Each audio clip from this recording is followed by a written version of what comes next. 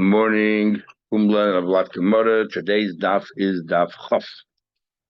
So we learned in the Mishnah that you're not permitted to sell trees which are attached to the ground. You can sell them once they're sold off. And Rabbi Yehuda says you can even sell it while it's attached to the ground, provided you make it conditional that they will cut it down. So we asked the question, where does this Issa come from that you're not allowed to sell them and touch something attached to the ground? So we said from Loise Chanen. You're not allowed to give them a resting place in Eretz Yisrael. Interesting cases, long cases here has a discussion. This pasuk of Loise Chanem is dealing with the 7 nations that they are about to conquer. It says over there you should beat them and you should destroy them and don't make a covenant with them. Loise Chanen.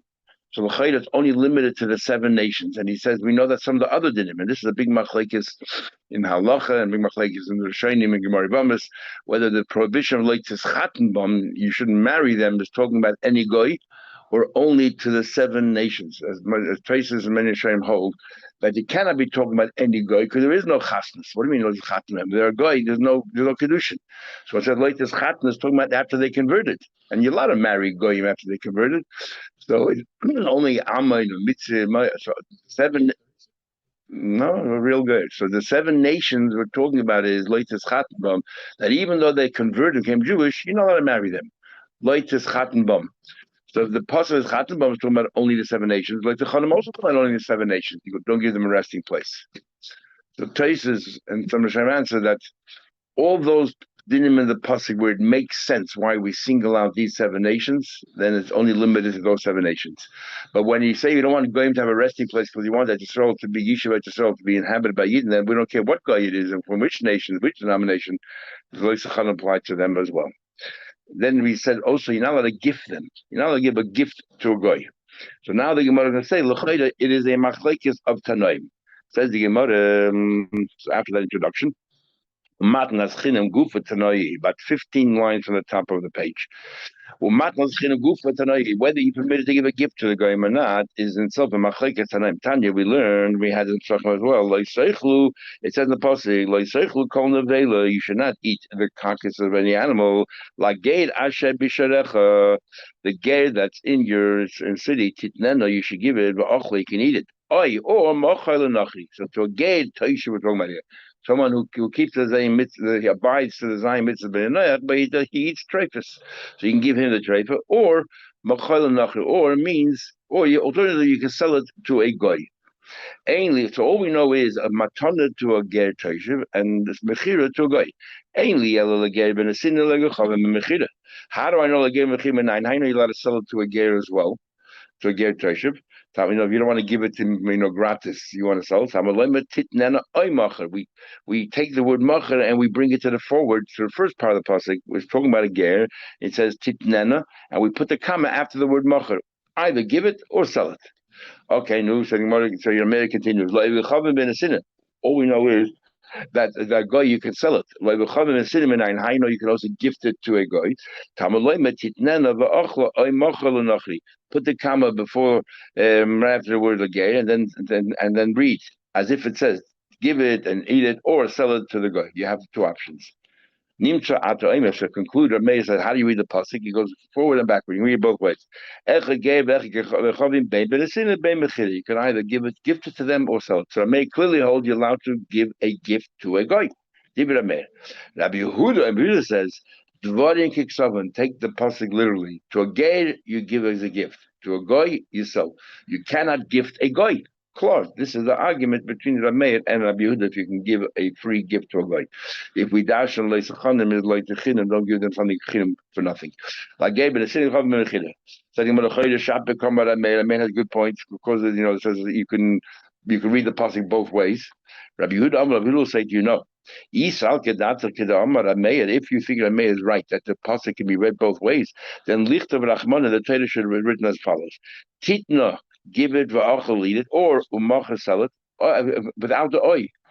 Oi sort of breaks it up into there's 2 separate laws depending who we're talking about. Lamali, why is there an oi there? Oi seems to break it up. According to you have a choice for each one to do both.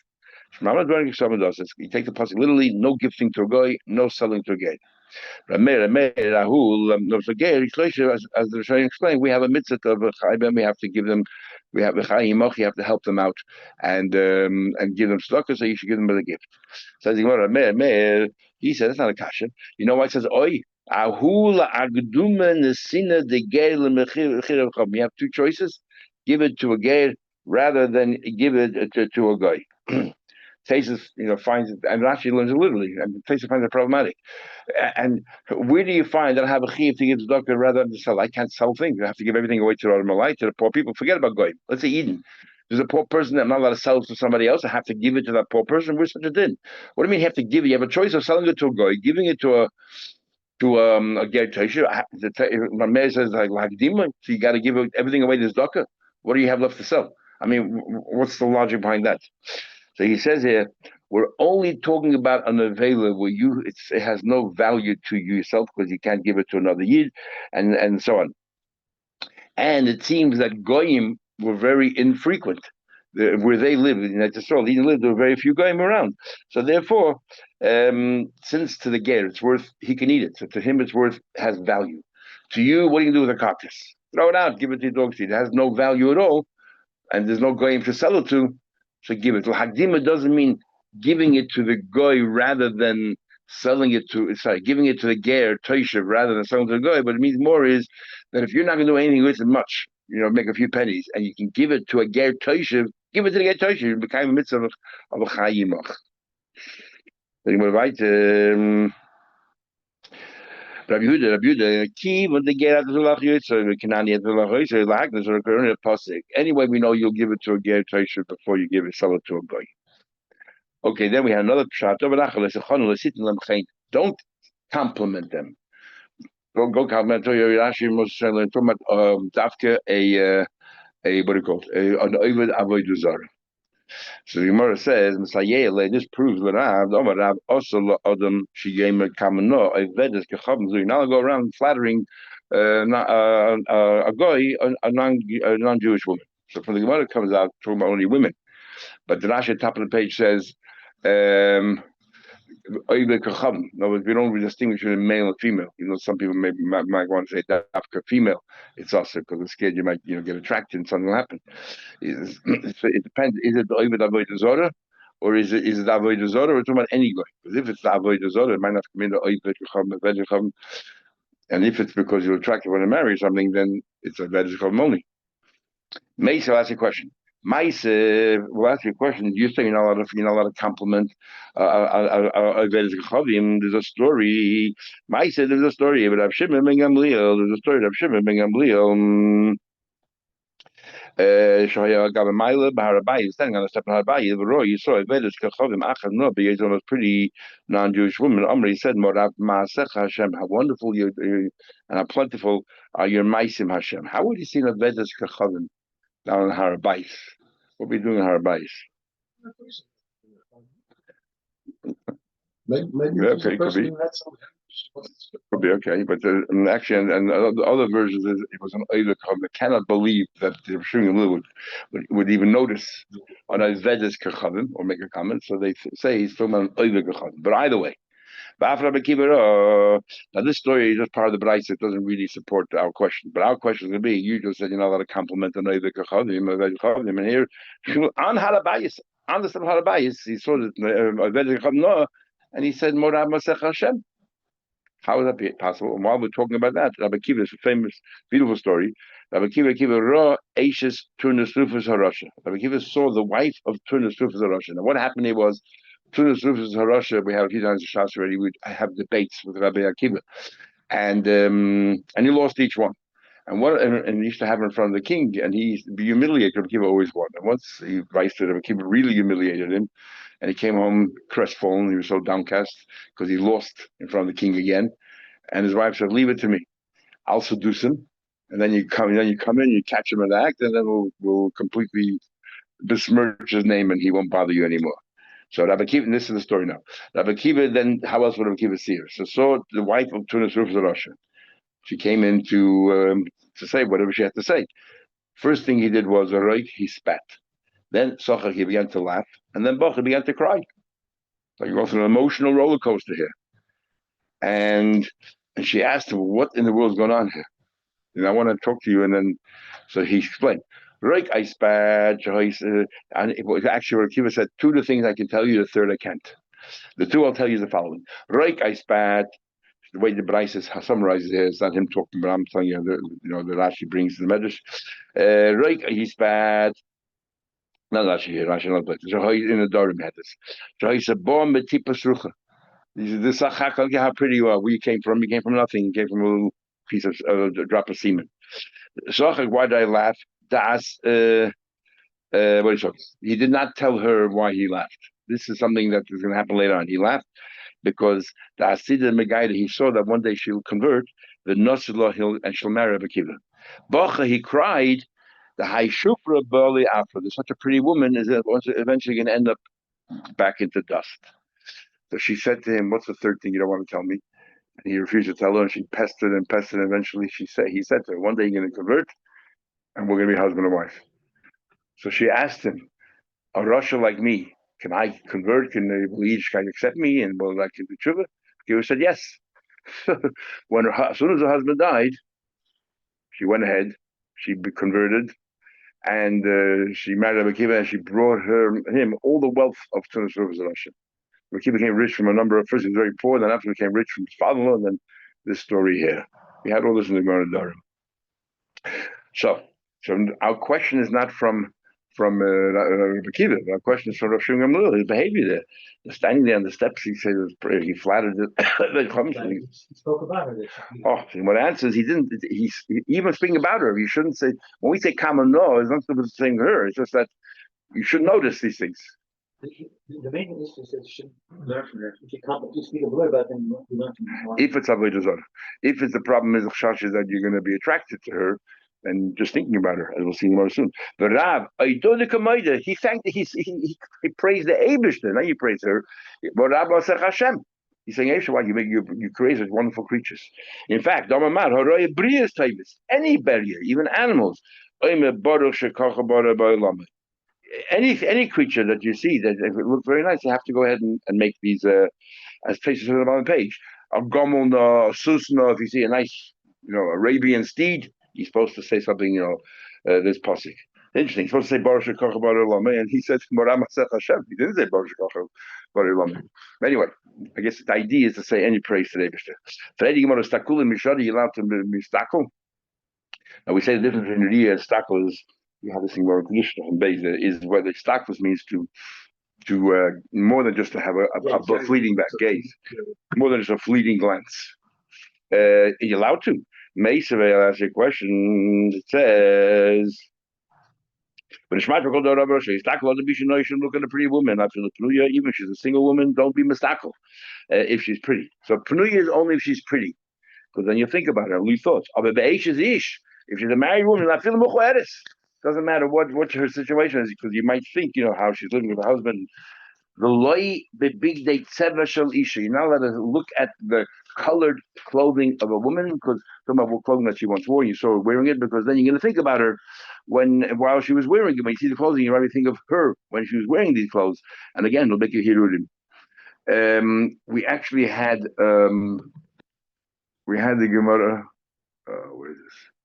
The end of Niddah, where after Chumash Hamikdash they wanted to make a ban. You're not allowed to wear colored. Women should not wear colored clothing because it makes men happy.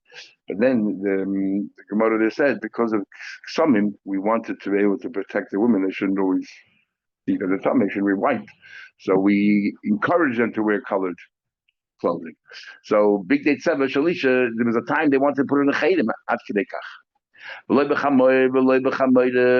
And nor can you stare at a donkey or a chamoida, a female donkey or a pig, male or female, birds. There's mashas cooking that while they're having relations, because it's going to give you hirudim.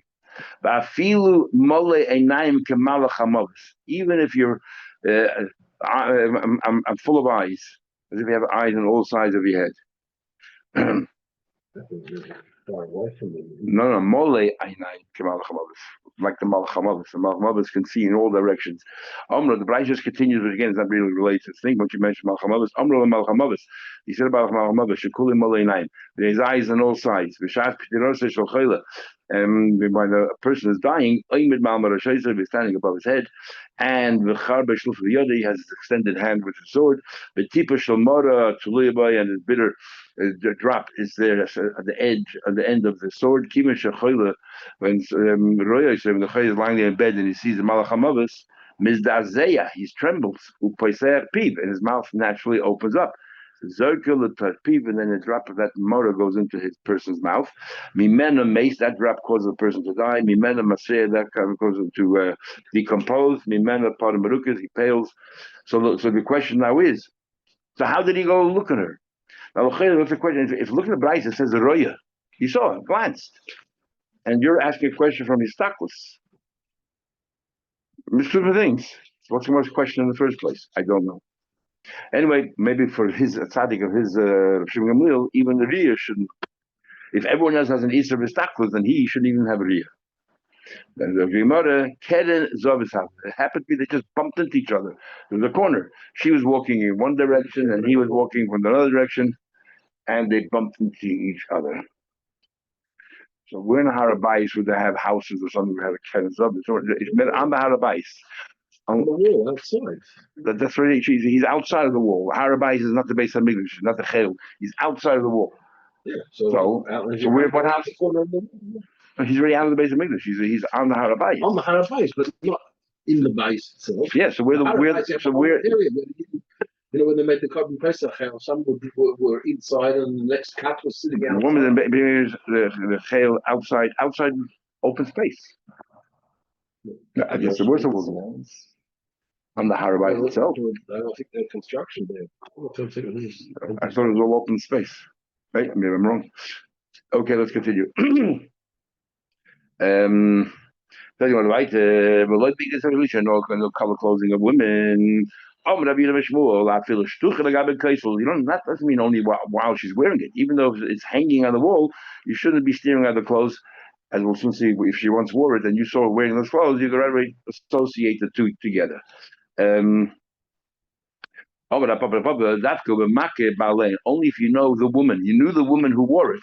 So therefore, when you see the clothing, you right away think of her. But if you never, you see a store hanging the clothes, it means nothing, because there's no, it doesn't automatically associate with any particular woman. Yeah. The interesting, Rashi says this is only a problem with colored clothing. Why is it a problem with any clothes? Any clothes that a woman wore, even black, and you look at it and you think of the woman. What's the chiluk? So Rashi says it's not just that you think of the woman; it's you think of the woman wearing the clothes. And big date Tzivayna says Rashi is no b'yoser, it's attractive, and black is not. So if you think of the woman wearing black, it's not going to do anything for you. There's no hirudim. It's only. But actually, something interesting. Maybe they couldn't afford it in those days, or maybe it was very expensive to have colored clothing. So it was very uncommon for women to have colored clothing. So that's interesting. So what happens if all the women wear colored clothing like today's times? Is there still Nisa? According to Rashi, at least. I mean, Shlomo doesn't make a difference. According to Rashi, he says, what's the game of Lashich? What's that negay here? In bottle, the women wear a long black. Absolutely. Okay. The other way, white because it's so hot. Black attracts heat. I'm telling you, the big date Seva Isha says with the color clothing of a woman. What is it, Isha? Just like Tony Labid Savainin, just color clothing.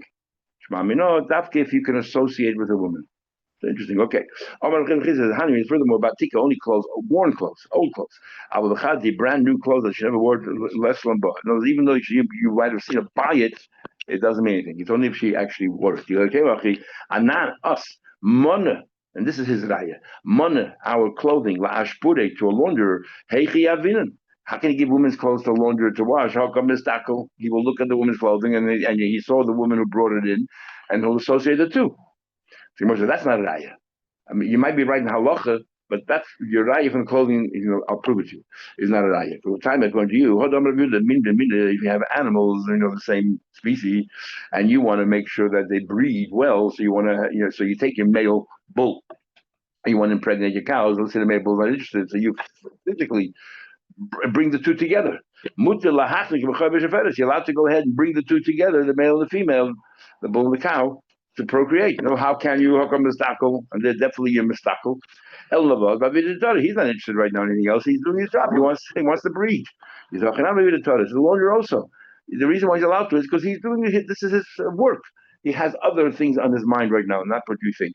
So therefore, that's not a raya, even though you might be right in halach. You said made from that motor that the Malachim always has. That's where they die from. This argues Avodah Shmuel. He said, Avodah Shmuel said, probably Malachim says, if I wouldn't value the preciousness of a human life, I would have ripped his neck out like a behemoth. So we see close from here that he shechts. He doesn't just another drop of a murder. Somehow or another, there's a spiritual shchita taking place.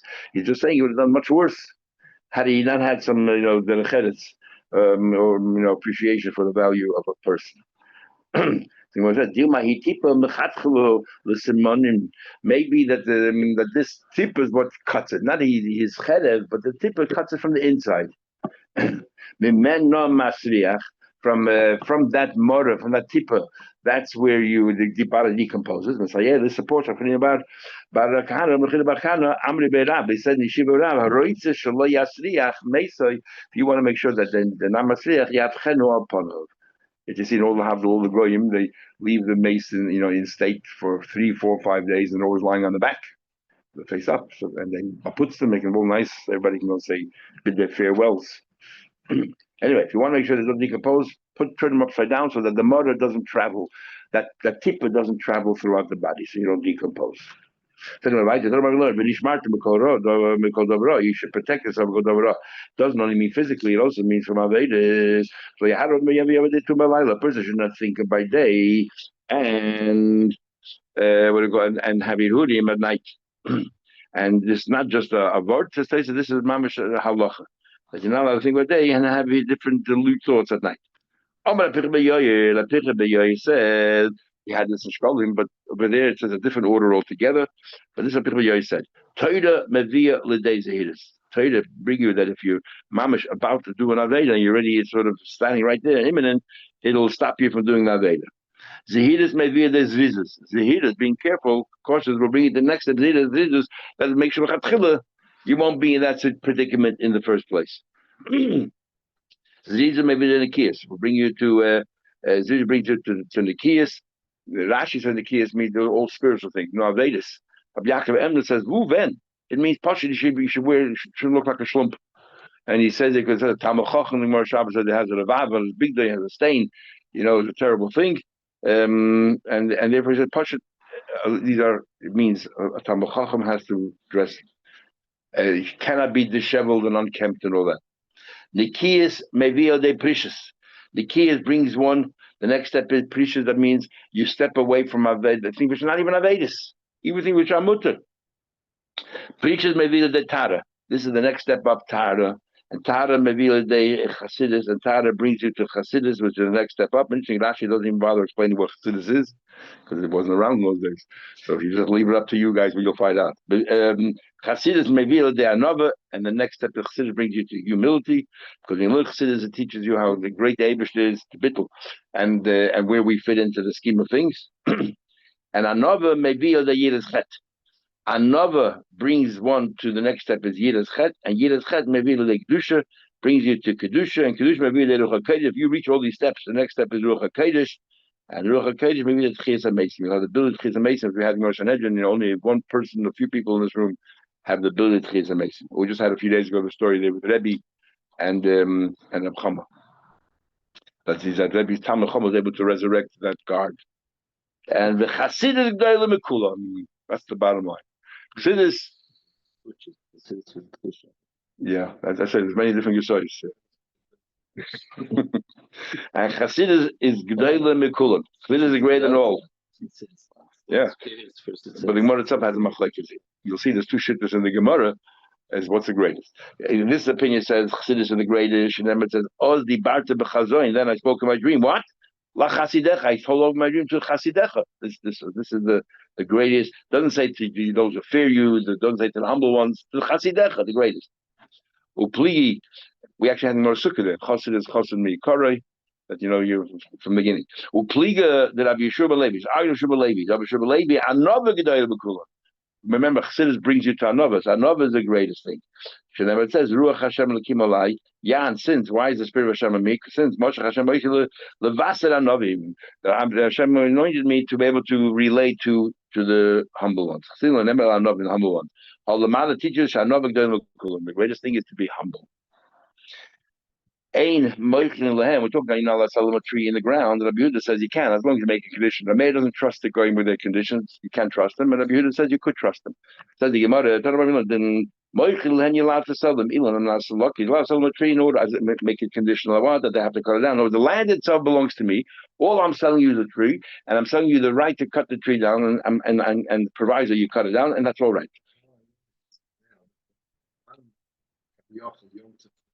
That they do celebrate 3 days before the Chag, they'll go buy a tree that's chopped down. Oh, to bring it to that's true, yeah. Amanas locket, and they will go ahead and they will cut it down. Divrei Rabbi Yehuda. We're not worried they're not going to abide by it. Rameir says, we don't trust them. You can only sell cut down trees already. We're scared to let the tree standing, and suddenly you gave him a chanoya in that store, you gave him a resting place in that store. Next case, tachas, animal fodder. Animal fodder is something that is less than a third, ready, ripe. So Amanas Logzois. So again, Abuda says you can sell them even though it's growing as a condition that they harvest it. The goizes and they'll harvest it. Give it Abuda.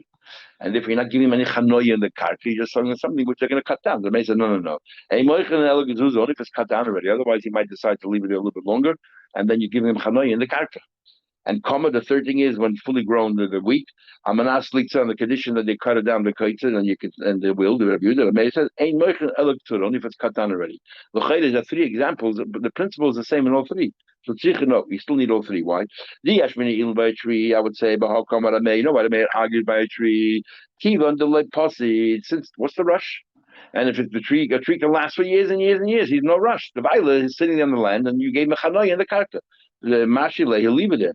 But over here by the comma, once it's ripe, if you don't cut it down, it'll be overripe and then you're ruined. So the l'chayda, it's apiteva, the guy will cut it down straight away. And nevertheless, the chiddush is, I made hold that even there it's us as well. Maybe might have viewed it. Chiddush is that he does. These two, side by comma and side by ilan, I would say, there's no real benefit in leaving it stay in the ground longer. Okay, by a tree, you don't have anything to lose leaving it longer, but you have no benefit either. So what's the you cut it today or tomorrow? Maybe we'll cut it today. So maybe we'll cut it today, and therefore it's all right. But if it's less than a third ready, right now the only use of it is for animal fodder. If you leave it there, what happens? It'll continue growing and become full grains. The yadiyah shevchayu, you realize the longer it stays, the better it is. Maybe the Rebbe made in this case, the guy is not going to harvest it straight away, and therefore you give him a chanoy in the karka. The in this case, I say, only here the mayor argues, because the mayor's worried, you're going to leave it lying growing longer. We need all cases. We learned before you're not allowed to sell a behemoth to a guy, either because of bestiality, if it's behemoth daka, or because of Shabbos, next time you lend him and rent him. Big animals. Next time you lend and your animal working on Shabbos. See, behemoth, he sold a behemoth, almanas lishchay, but you made it conditional to shech. The machleki of Yehuda may whether you trust the guy that he's going to follow through the condition or not. What about a behemoth?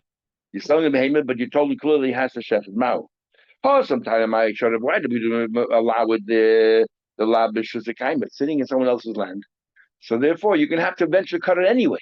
Question is today or tomorrow. So if you made it up for today, I trust it'll do today. But he can't really leave it longer. Behemoth. Keeping the b'shus you sold it to him. The guy can do whatever he wants. Mashale.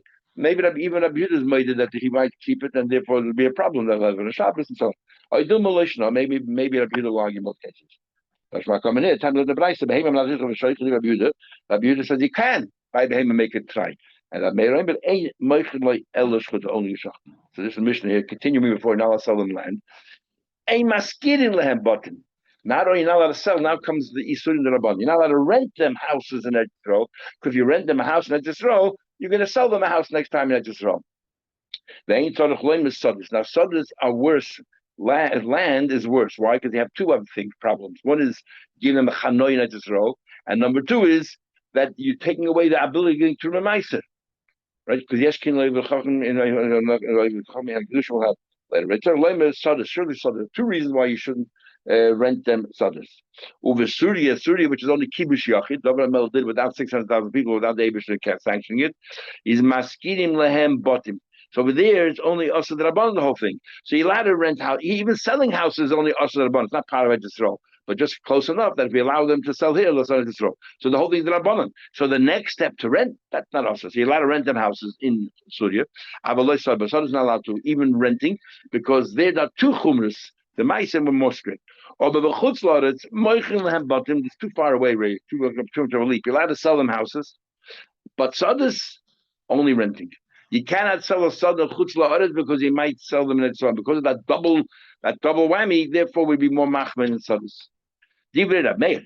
Rabbi Yossi says, Be'eretz Yisrael, he says, we don't make this clear. In Eretz Yisrael, maskid in land, but we're not going to that if you're going to rent next time you're going to sell. Why? Because, what do you call it?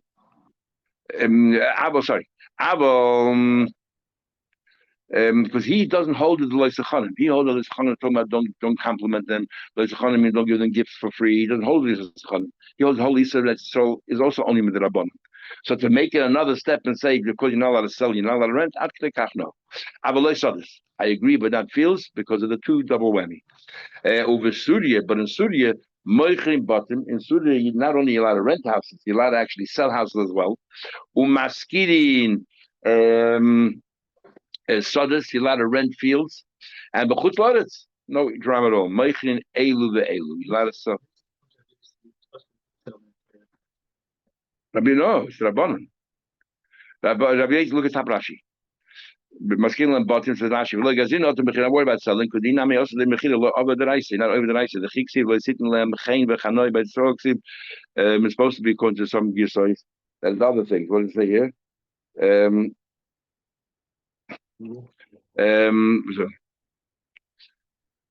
Sorry, this Rashi is actually not on that. This Rashi is on the first one.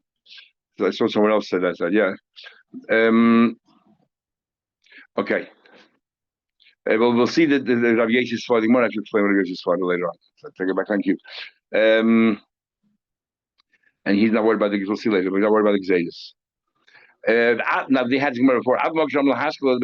Even when we said you're allowed to rent, but we never said you're allowed to rent them a house so they can live there in chutzlars for different reasons altogether. And even if you hold that schiris, even according to those who hold that schiris, it's not kind of, but Avodah Zarah was much more chamer. As we said, she never said like don't bring any abomination into your house. But everywhere, you're not allowed to rent to them a merchetz. Because it's called and the guy's name, and somebody sees that it's on your original owner's name. Everyone says, "Oh, this is Yankel's versus Merchitz," and they'll see it working on Shabbos, running Shabbos. They'll think that you're running the shop and they're all working for you. And they don't realize that you're renting them and it's their own thing. Okay, stop over here and continue. It's ironic you said